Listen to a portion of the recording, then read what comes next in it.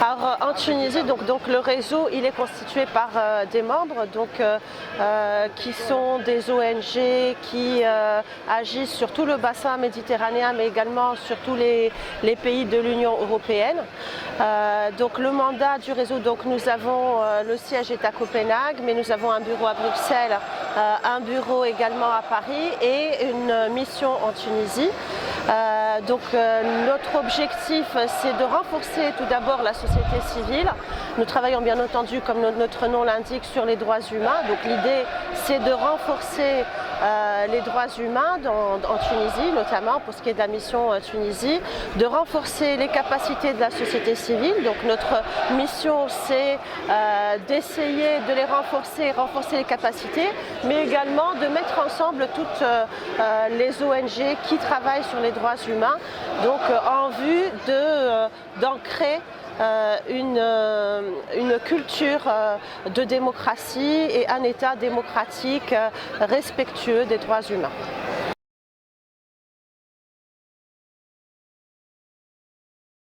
Alors, en fait, en ce qui concerne la torture, ce qu'il faut savoir, c'est que la torture n'a jamais cessé en Tunisie. Que ce soit juste après la Révolution, que ce soit aujourd'hui tout au long de cette période. C'est vrai, aujourd'hui, c'est 5 ans après le 14 janvier 2011, donc 17 décembre, 14 janvier, et c'est l'heure des bilans. Alors, ce qu'on pourrait dire, pour être avec un tout petit peu de recul, nous n'avons pas encore assez de recul, mais tout d'abord que la torture existe toujours, elle n'a jamais cessé. Alors que les exactions contre les droits humains continuent toujours, que l'état de droit est là, mais qu'il reste une grande révolution à faire. Si aujourd'hui on a fait une révolution au niveau des institutions quelque part, puisque nous avons quand même des acquis, peut-être nous allons commencer par les acquis. Et les acquis principaux pendant ces 5 dernières années, c'est tout d'abord le fait qu'on ait eu une ANC, qui a produit quand même une constitution. Alors cette constitution, grosso modo, elle a été saluée par tout le monde, ce n'est pas évident. Je rappelle un peu le contexte où on avait quand même une troïka avec une dominance d'un Nahda qui est un parti plutôt très conservateur, religieux conservateur. Et avec ça, nous sommes arrivés à avoir une constitution qui est somme toute respectueuse des droits humains, où les droits les libertés individuelles collectives sont garanties, où les droits, l'égalité homme-femme sont garantis par l'État, etc. Donc il y a cet acquis. Il y a également un autre acquis fondamental, c'est que nous avons eu 2 séries d'élections. Donc la première pour l'ANC, la deuxième pour avoir une assemblée de représentants des peuples et des présidentielles, donc législatives présidentielles. Et ce qu'on a pu observer notamment, c'est que pour la première fois, on a vu un changement pacifique au niveau du pouvoir. Et ça, c'est un signal qui ne trompe pas. C'est-à-dire que nous sommes peut-être le seul pays, au moins dans le monde arabe, qui réellement a connu cette alternance pacifique du pouvoir, et ça, c'est un acquis considérable. Alors, il y a encore beaucoup de choses qui sont à faire, notamment, là, nous n'avons toujours pas de cour constitutionnelle, nous n'avons pas encore, toutes les institutions ne sont pas mises en place, mais nous travaillons pour que cela arrive. Maintenant, l'autre côté. Alors, personne n'imaginait que la Tunisie deviendrait démocratique du jour au lendemain. Les institutions sont là, mais il y a encore une révolution à faire, et la révolution, c'est la révolution des esprits.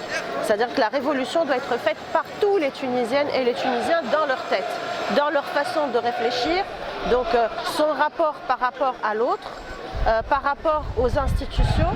Donc là, il nous reste à nous aimer en tant que Tunisiennes et Tunisiens, à respecter nos institutions, à aimer réellement notre pays et ne pas l'aimer uniquement en parole, mais en fait. Quand on jette des papiers par terre, c'est quelque part insulter un pays. On ne le ferait pas chez soi.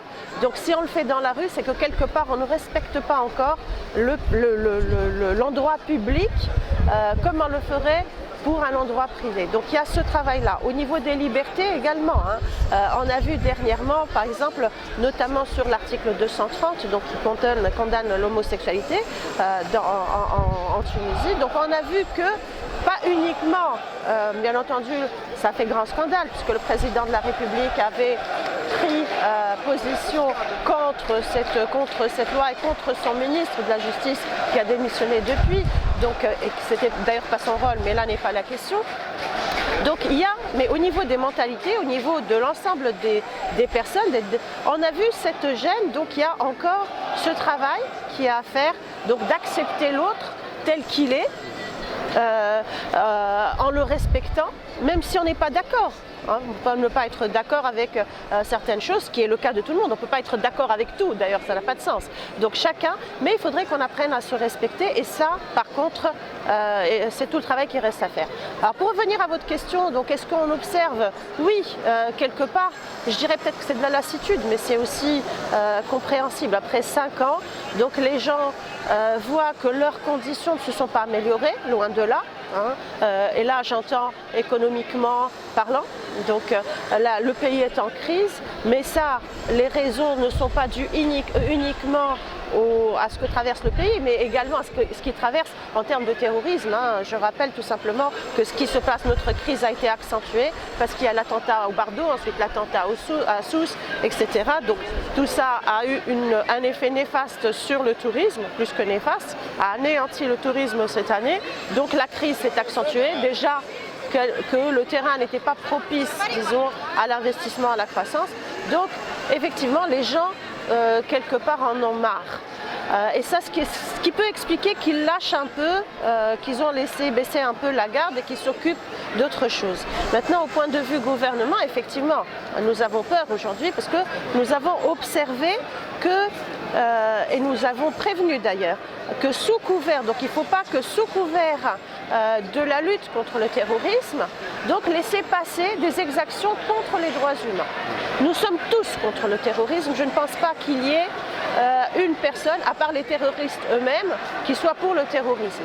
Maintenant, comment lutter contre le terrorisme, mais tout en respectant et en ancrant les valeurs des droits humains, ça c'est ce qui reste à faire pour nous tous. Et maintenant, ce message n'est pas passé. Nous avons un nouveau gouvernement qui est issu, qu'on le veuille, d'une ancienne génération. L'appareil sécuritaire, il est là, on ne l'a pas changé.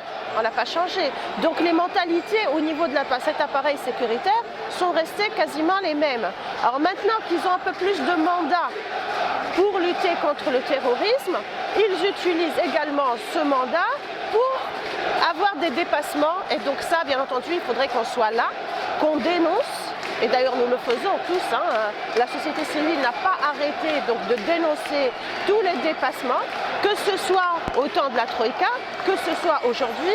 Donc il y a eu en 2015, d'ailleurs nous allons sortir un communiqué où nous allons retracer un peu toutes les exactions à l'encontre des droits humains, mais ce qu'on peut dire c'est qu'il y a eu des affaires, des attaques contre les journalistes, des attaques, donc, y compris Shams Safem, vous vous rappelez tous en février, contre des blogueurs qui ont été emprisonnés. On a vu cette année également un tribunal militaire se prononcer contre des civils. On a vu des journalistes qui étaient donc des journalistes, des avocats, des défenseurs des droits humains qui étaient attaqués. La torture n'a pas arrêté. Donc tout ça, nous continuerons à le dénoncer. Il faudrait mettre en place des lois parce qu'elles sont pas encore, les lois ne sont pas encore conformes à la Constitution. Tout ce que la Constitution a garanti n'a pas encore été traduit dans tout l'arsenal juridique.